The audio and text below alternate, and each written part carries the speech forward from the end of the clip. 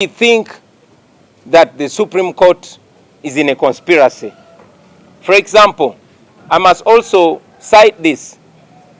In the previous presidential election petition of Amama Mbabazi versus Museveni, the submissions went on way into a whole week. Lawyers would submit orally, verbally, and the nation, the population, the world was able to follow.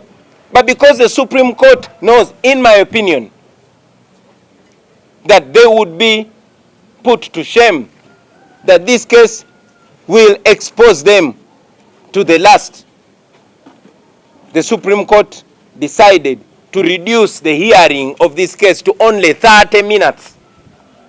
You can imagine that the previous presidential election petition submissions went on for a whole week. But now the Supreme Court is saying we can only submit for 30 minutes.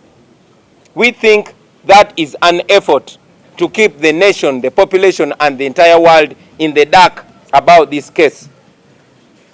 And we reject that also. The Supreme Court, ladies and gentlemen, we think wants to turn justice into a mockery. And we as a National Unity Platform reject being part of that.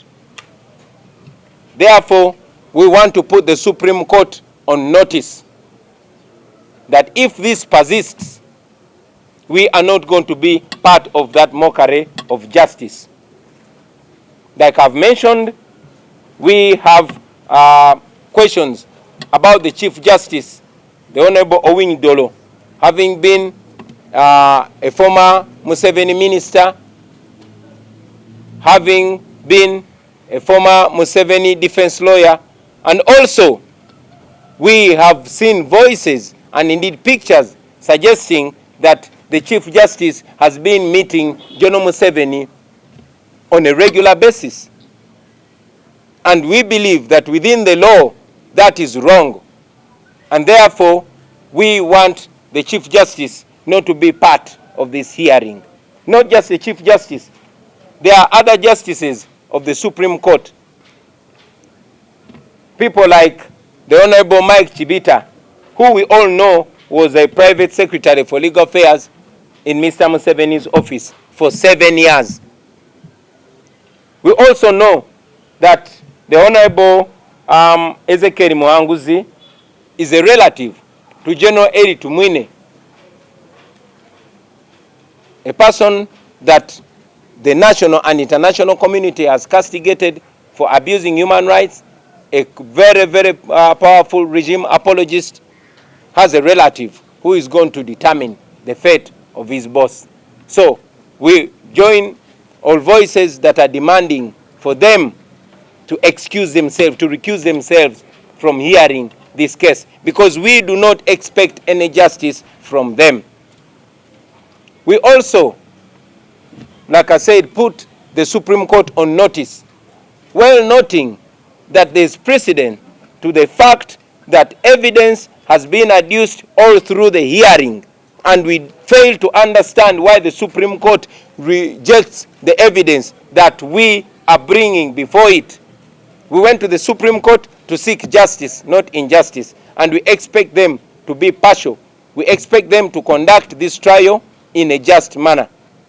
Therefore, if that is not reached, if these obviously biased justices of the Supreme Court are still in this case, if our evidence, which is already in the Supreme Court, but they are still refusing to admit it, if they continue to block us from presenting evidence, if they don't accept the clear evidence to them, then we shall have no option but to withdraw from their court.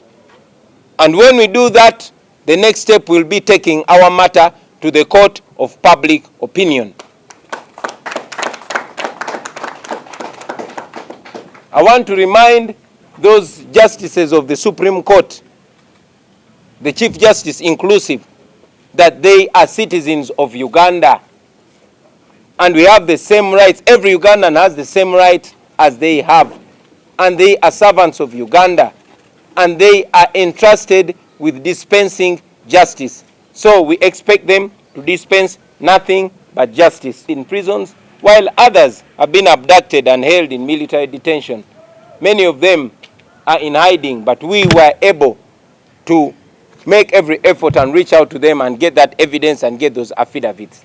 But alas, we presented that evidence to the tune of 250 more new pieces of evidence in form of affidavits. But as we speak right now, that evidence is with the High Court, with the Supreme Court of Uganda, but is still being rejected. I must inform you that in the case of Kizza Besigye versus Museveni in 2001 and also in 2006, evidence kept in being, admitted in the Supreme Court all through the hearing. We have not even started our hearing, but the Supreme Court is rejecting evidence. What is the reason? We strongly believe that the court is working on the orders of General Museveni. Like I said, many of our witnesses are on the run, many are in jail. This, our office, has been closed, and as you know, we've been addressing the media from my house because the military and the police has been camped here until yesterday, when it was the apparent deadline of submitting more evidence, and that is when they left. We had most of our evidence here in our office, but it's clear that the military and the police blocked us from accessing that evidence. Even when we ran to the Supreme Court, the High Court of Uganda was very quick to order the military to leave my house. But up to today, the High Court of Uganda is yet to give us a date for hearing when we petitioned it, seeking an order to the police and military to leave our office. The police and military left on their own volition.